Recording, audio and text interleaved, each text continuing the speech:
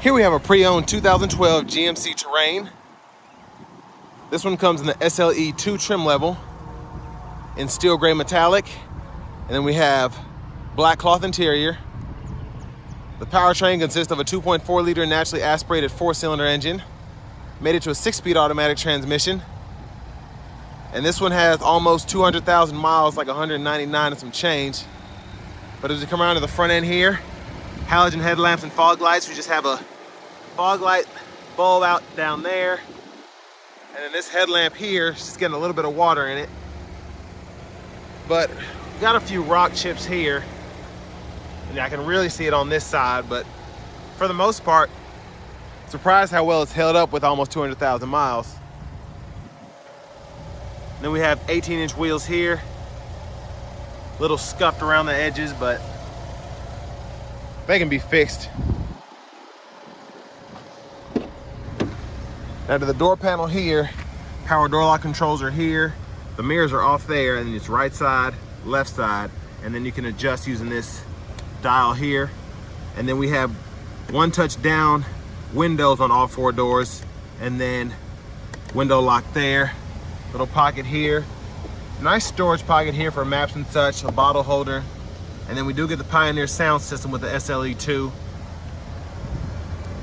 That's the hood release, foot pedal brake here.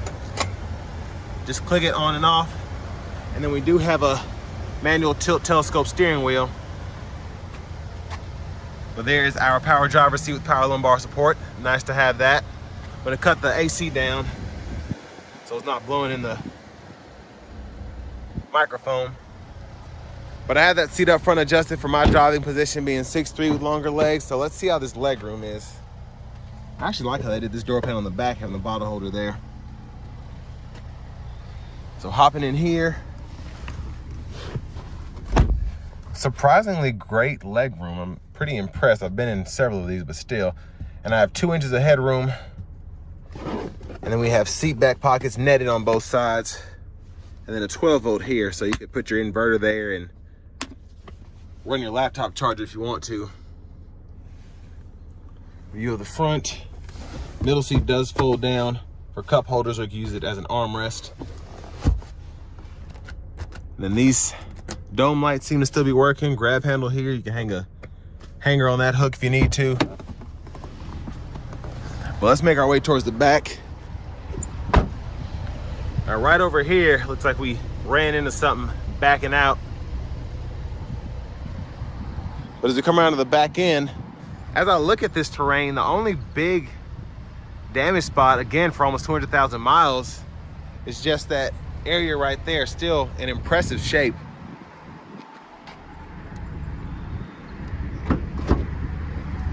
We have the manual lift gate here, and pretty good storage back here. Nice big pocket there for stuff you don't want to roll around, but you want to keep in that back seat, or behind the back seat, excuse me. Then 12-volt here. And then that's where our spare tire and such is, jack. So pretty nice setup.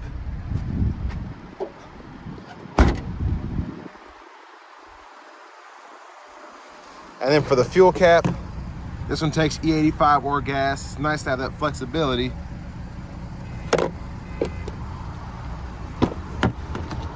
And then I'll show you how these seats fold. Pull this here. Seat folds flat. You can run longer objects from the back to the front. And then pretty easy to just snap it back into place. Requires minimal effort. And then in this front passenger seat, I believe that's a 4-way. And then again, love having the pocket here. I just did a 2012 Enclave, and I'm surprised that both of these vehicles have those for additional storage. And then glove compartment here.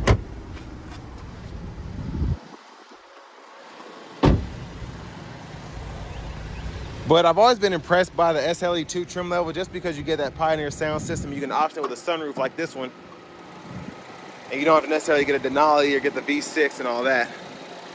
But it's covered up. There's that 2.4 liter 4-cylinder.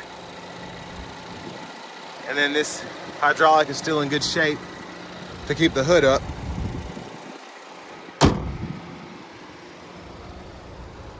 But let's go ahead and hop in the driver's seat next.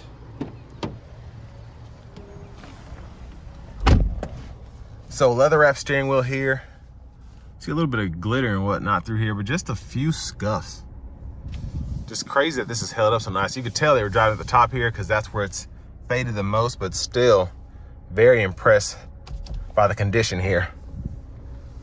Now to the radio here, this one did not have the Bluetooth audio in it, but you do get a CD player, AM, FM, XM, as well as an aux input. And I think your phone is still Bluetooth here.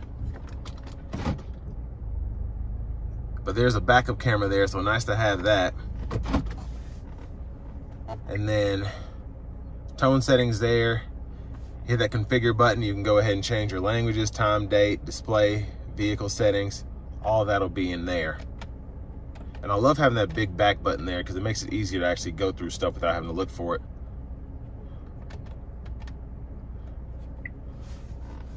But down here we can toggle our sources by hitting that button. We can go through favorites if we have that set up. And then we can turn the audio off with the touch of a button. And again, just pretty simple to use. And then here, just hit the clock and you can adjust that as well, or set it on a 24-hour if you want to. And then we actually have a real mute button right there. And then settings are right there. So it's nice that you can actually pretty much use everything you need to, whether it's on the screen or you have buttons for all the important stuff. And then love that we have the electronic child locks here, power door lock controls here, hazards. And then down here, fan speed for the AC, we can turn the whole system off, toggle the AC itself, temperature here, and then we even have an auto mode as well. And then 3-stage heated seats for the driver, front passenger. And if you're gonna go through your gauge cluster, all those controls will be right here. So you can toggle between the vehicle info and the trip fuel info. So vehicle info here, tire pressure sensors, change your units. So you can hit that and then go to metric system if you want. And then with the trip fuel info, you can see your speed, the average speed. That's interesting. That's pretty high actually. And then fuel economy there, range, and all that.